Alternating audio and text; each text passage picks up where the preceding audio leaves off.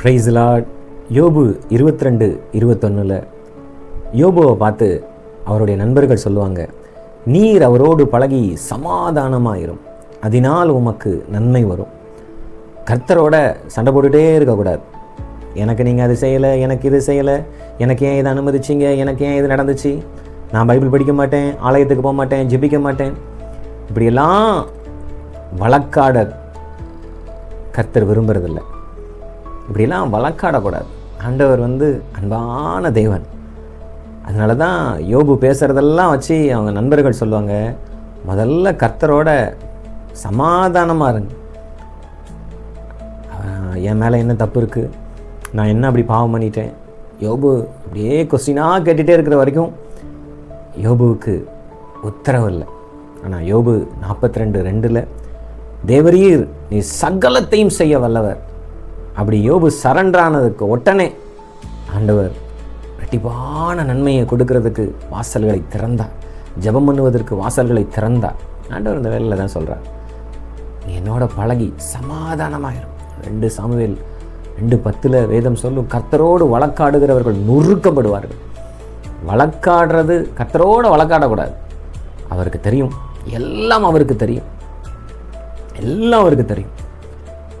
ஆண்டவர் இந்த வேலையில் சொல்கிறார், நீர் என்னோட பழகு, சமாதானமாக இரு, உனக்கு நன்மை வரும், உனக்கு நன்மை வரும். கர்த்தரோட பழக பழக பரலோகத்திலிருந்து நன்மைகள் வந்து கொண்டே இருக்கும். யாக்கோபு 1:17 படி. அதனால தான் சொல்லுவாங்க, நீர் அவரோடு பழகி சமாதானமாக இரும், அப்பொழுது உமக்கு நன்மை வரும். இந்த வேலையில் ஆண்டவர் அருமையாக நமக்கு சொல்கிறது, என்ன நடந்தாலும் சுவாமி, நான் உம்முடைய கட்டளைகளை, உடைய வேதத்தை மறவேன்.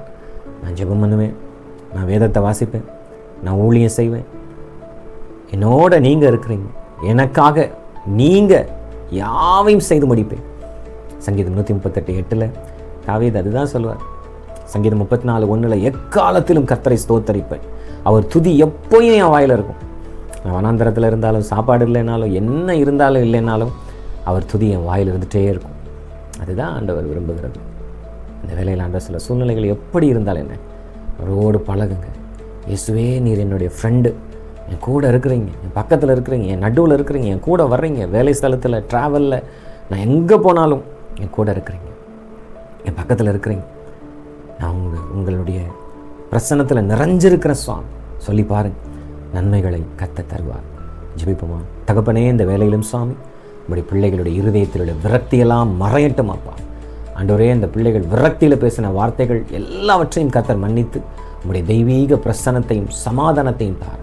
உம்மோடு பழகட்டும், உறவாடட்டும், உங்களுடைய நன்மைகளை அனுபவிக்கட்டும். தெய்வீக பாதுகாவல் உங்களுடைய பிள்ளைகளுக்கு இருக்கட்டும்.